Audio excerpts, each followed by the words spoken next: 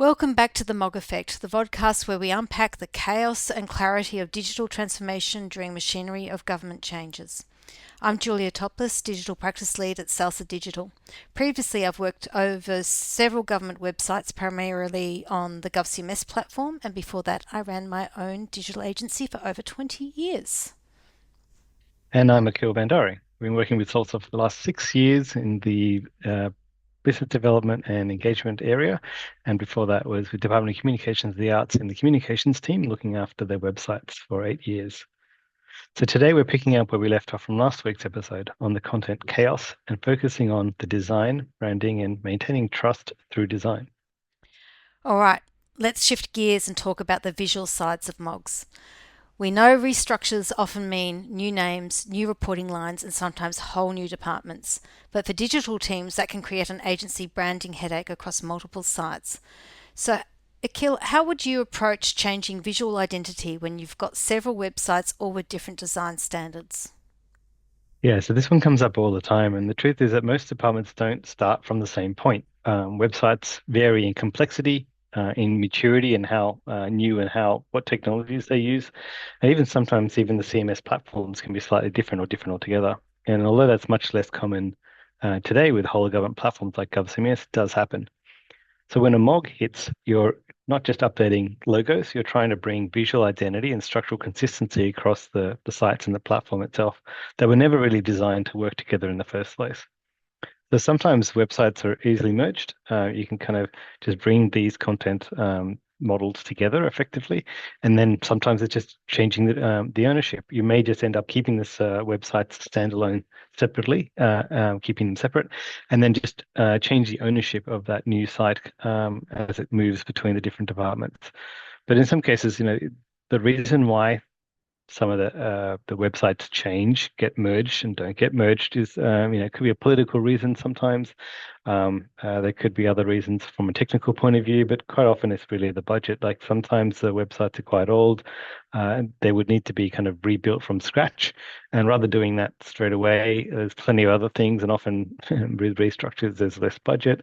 So there's other priorities that kind of take away from that. So often the idea is to keep them either don't make a change if you don't have to, or do the most minimal amount of updating that you can at that time. And in some cases, there's just content needs to remain the same because it's legislatively required.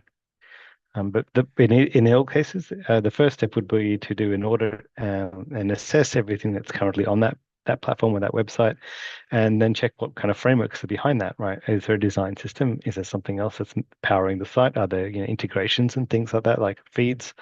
And then what's already aligned, what's going to be tricky, what's going to be the pain points of doing something like that, checking out what's good and bad. And then where can we apply kind of short-term fixes? Are there things that there are quick wins that we kind of can achieve quickly? So versus something that might take a longer term. It's interesting. You mentioned GovCMS, but there are other state based platforms like New South Wales OneCX and the Victorian Single Digital Presence or SDP, which are they're much more opinionated, right? Does that make a difference on what you can achieve or not achieve if you need to move to such a platform? Yeah, this can impact the changes significantly, right? So if you're a state-based agency, they have their own MOGs. They're often during their own election time, and the state-based departments can be subject to different rules. So if you're moving, for example, to the New South Wales OneCX program, it has a fixed design system, so you need to comply to the way that it works. And that's one of the projects that we've worked on recently. Is that sites are coming into New South Wales OneCX. The main thing is there's no development. They need to just basically map to all the features that already exist in the New South Wales platform. If they need something, they have to raise that internally. But really, what we're doing is an IA mapping to make sure that it fits into the new IA, which is, a monolithic IA under New South Wales. Everything's on one site. So where that agency now lives within that site, and how that AI functions within that new IA, and also then doing a kind of content audit to make that align with the New South Wales design system and guideline, guideline. Um, and while on the SDP side, SDP is headless. So that means that the content lives separately to the front end and how that renders. So they don't have to worry so much about the front end design of the website. They really need to just manage and focus on the content, so update the content if needed to go onto that particular platform. So yeah, they can run independently in some cases. So if a website needs to stay standalone from everywhere else, then that's also potentially possible. It's really interesting, right? Because, what I'm hearing is that each platform is quite different in its approach and the way that you would deploy into it. So, for clarification, for New South Wales OneCX, I would imagine if it's a monolithic IA, then the OneCX program itself would be dictating what the IA is and what the tagging structure is. And so you're really looking at what is more like a staged alignment, not a full redesign. That's right. Yeah, the dictating is very strong. I mean, maybe it's suggested from New South Wales, but um, it's more of that's right. It's more of a staged alignment. It's mentioned this, may not be any development. It's really kind of going through and doing each section, just kind of feeding it into the final target because you know what the target's going to be. It's a fixed system. The platform itself, New South Wales, is fixed. And it's really working out what parts need to come across. And then that's where the content kind of audit and assessment comes in quite handy because you really don't want to bring everything across necessarily. So the idea is, it's not everything that can be done on day one. You kind of look at kind of breaking things down and then looking at the availability of team and what you can get done. And you can really look at probably the most important thing to look at is, what's going to impact the citizen experience most? Is it going to be the header and footer, or is it really going to be the content itself? So, working at what those small inconsistencies are versus some of the bigger things, and what's going to build the most trust, in that shortest amount of time. So let's talk about that user experience for a second. Because the public doesn't see the machinery, right? They don't know what's going on under the hood. They don't even know what a MOG is. They just want the site to work, feel familiar, and be up to date. So how do you make sure users don't feel disconnected? Yeah, for the users, it's not really about the government structures and what functions are in the department and things like that. It's really just about the clarity and continuity and confidence in what's coming out, right? So one thing we need to do is potentially, I mean, it's a suggestion, right, is to have introduce transitional messaging.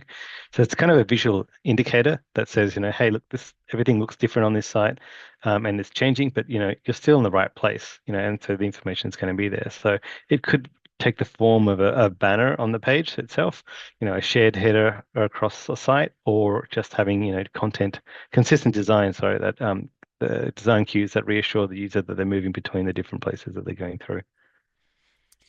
Um, it's more about, I guess, stability than polish, especially in those early weeks. Yeah, exactly. It's not about perfection. It's really maintaining, intentional consistency. And we recommend, flagging the changes that to users as well, right? Again, it's being open and transparent. So, simple human messaging like, this site is being updated due to a recent government change. Thanks for your patience.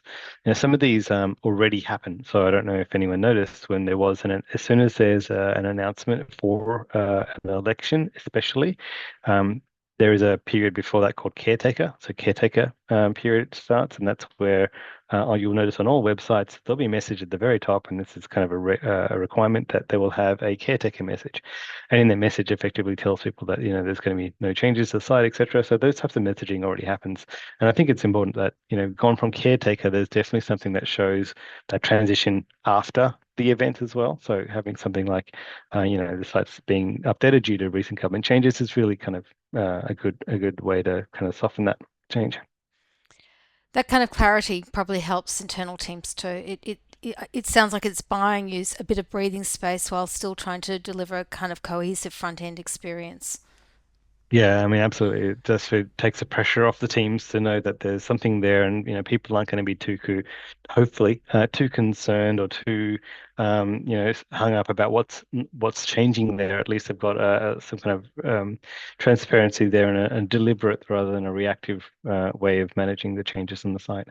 Especially during a MOG, the changes aren't just visual. It's about the trust that's being built as they're going through that transition itself.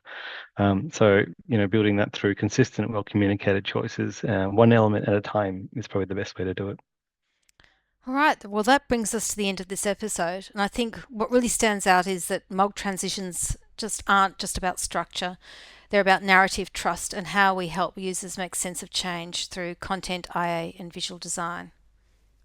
Exactly. So the more deliberate you can be, with what those changes are and what how you rewrite things, how you brand or change the way it looks, and how your messaging comes across as well. And, reduces friction for users, so they can feel a bit more at ease of what's coming through. It's also about making, it's not making everything perfect on day one, but about moving through with clarity and purpose. If you had to leave listeners with one golden rule for managing content and branding during a MOG, what would it Hmm. be? Um, I'd say, don't just migrate everything across, curate. Take that opportunity to kind of tidy up and look at what you've got there in the site itself, whether that's content, whether it's on the technical side, maybe if you can put that last reviewed thing, actually I'm going to mention in a second, a feature. But yeah, always think of it from the user's perspective. So it's not confusing for them and it signals that there is something changing. I love that. And a good reminder that MOGs, while chaotic, are also a chance to fix things that have been on the backlog for way too long. One tip I picked up on a recent project was that if you do not have SMEs available to review content, then place an alert at the top of the page notifying users that the content might be out of date and is currently under review. I think pragmatic workarounds like this can make the content task so much more manageable. Yeah, that's right. That's ensuring that on the technical side, you're also potentially having, the page last reviewed feature, as it's mentioning. Now, this is not the page last updated. Let me explain the small but huge difference between these. The last updated can have correct content, even if it's 2 years old, especially if there's no changes, but it does make the page look very, very old and then creates doubt as whether that's actually still accurate. But the page last review date should ideally be kind of synced with your content lifecycle review, which we've mentioned in previous episodes, which is kind of normally around the quarterly or 6 monthly mark, which is then updated more regularly. So having that kind of shorter age of how or when that page changed does also improve the currency of that page. Thanks so much, Akil, and thanks everyone for listening. Next episode, we're diving into the technical side of MOG digital transformation, CMS consolidation, redirects, platform quirks, accessibility, and the SEO fallout that no one wants but everyone gets. It's going to be a big one. So bring your 404s and your redirect spreadsheets. Thanks, Akil. See you next week for our final episode. Sure thing. Have a great week.